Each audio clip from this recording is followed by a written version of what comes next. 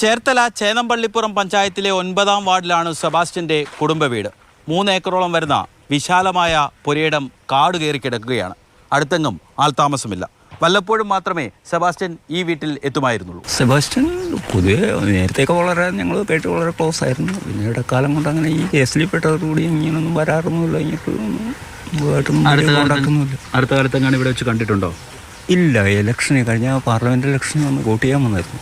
വീട്ടിൽ നിന്ന് 50 മീറ്ററോളം തെക്കുമാറിയാണ് മൃതദേഹാവശിഷ്ടങ്ങൾ കണ്ടെത്തിയത്. അത് ജയനമ്മയുടേതാണോ അതോ ബിന്ദു പത്മനാഭൻ്റേതാണോ അതോ മറ്റാരുടേതെങ്കിലും ആണോ എന്ന് DNA പരിശോധനാ ഫലം വന്നാൽ മാത്രമേ സ്ഥിരീകരിക്കാനാവുകയുള്ളൂ. സ്ത്രീകളുമായിട്ട് സൗഹൃദം സ്ഥാപിച്ച് അവരുടെ സ്വത്തുവകൾ കൈക്കലാക്കുക എന്നുള്ളതാണ് അദ്ദേഹത്തിൻ്റെ പ്രധാനമായിട്ടുള്ള ഒരു ആഡംബര ജീവിതം നയിച്ചിരുന്ന വ്യക്തിയാണ്. അതുവഴി ഇടയ്ക്ക് കേസിൻ്റെ ആവശ്യത്തിന് വന്ന് ഇവിടെ താമസിച്ചിട്ട് പോകും. 6 മാസം മുമ്പാണ് നമ്മുടെ ആലപ്പുഴ ക്രൈം ടീം കോടതിയിൽ അപേക്ഷ കൊടുത്തത് മണപരിശോധന നടത്തണമെന്ന് ആവശ്യപ്പെട്ടു.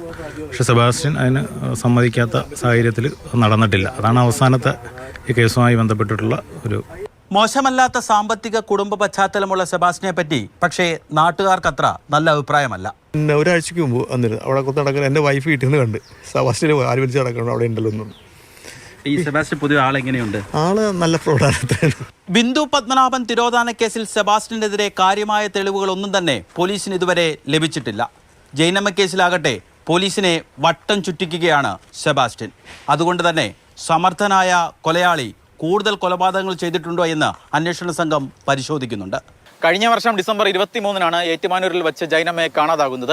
മുൻപും പലതവണ ധ്യാനകേന്ദ്രങ്ങളിലൊക്കെ പോയി ഒരു 2-3 ദിവസം ധ്യാനമിരിക്കുന്ന ഒരു പതിവ് ജൈനമ്മയ്ക്കുണ്ടായിരുന്നു. അതുകൊണ്ട് തന്നെ അത്തരത്തിൽ ഏതെങ്കിലും ധ്യാനകേന്ദ്രത്തിൽ പോയതാകാം എന്നൊരു വിലയിരുത്തലാണ് കുടുംബത്തിനുൾപ്പെടെ ഉണ്ടായിരുന്നത്. അതിനാൽ തന്നെ ഡിസംബർ 23-ന് കാണാതാക്കുന്നു. ഡിസംബർ 28-നാണ് ഈ കുടുംബം ആദ്യം ഏറ്റുമാനൂർ പോലീസ് സ്റ്റേഷനിൽ പരാതിയുമായി എത്തുന്നത്. ആദ്യഘട്ടത്തിൽ ലോക്കൽ പോലീസാണ് അന്വേഷണം ആരംഭിച്ചതെങ്കിൽ പോലും കാര്യമായ ഒരു തുമ്പും ഈ തിരോധാന കേസുമായി ബന്ധപ്പെട്ട് ഉണ്ടായില്ല. തുടർന്ന് ഈ കേസ് ക്രൈംബ്രാഞ്ച് ഏറ്റെടുക്കുകയായിരുന്നു.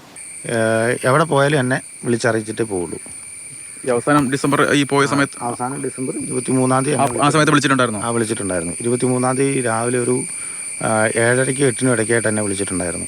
ജൈനമ്മ തിരോധാന കേസിൽ പള്ളിപ്പുറം സ്വദേശിയായിട്ടുള്ള സെബാസ്റ്റ്യനെ ക്രൈംബ്രാഞ്ച് സംശയിക്കാനുള്ള പ്രധാനപ്പെട്ട കാരണം അത് ജൈനമ്മയുടെ മൊബൈൽ ഫോണാണ്. കാരണം ഈ ജൈനമ്മയെ കാണാതാകുന്നതിന് ശേഷം ഈ മൊബൈൽ ഫോൺ ഉപയോഗിച്ചത് സെബാസ്റ്റ്യനാണ് എന്നാണ് ക്രൈംബ്രാഞ്ചിന്റെ കണ്ടെത്തൽ. പ്രത്യേകിച്ച് 2-3 തവണ ഈ മൊബൈൽ ഫോൺ ഓൺ ചെയ്യുകയും ഈരാറ്റുപേട്ടയിലെ ഒരു കടയിൽ വെച്ച് അത് ചാർജ് ചെയ്യുകയും ചെയ്തിട്ടുണ്ട്. പ്രത്യേകിച്ച് ഈ ചാർജ് ചെയ്യുന്ന കടയിലെ CCTV ദൃശ്യങ്ങളിൽ സെബാസ്റ്റ്യന്റെ മുഖവും പതിഞ്ഞിട്ടുണ്ട്. അതുതന്നെയാണ് ഈ കേസ് അന്വേഷണത്തിൽ വളരെ നിർണായകമായത്.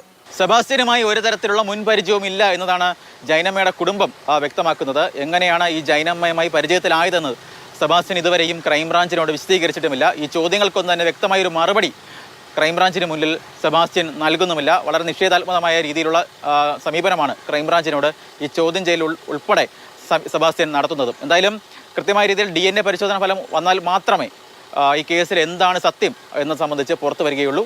രഘുനാഥ് നാരായണനൊപ്പം Shinod S T, Mathrubhumi news.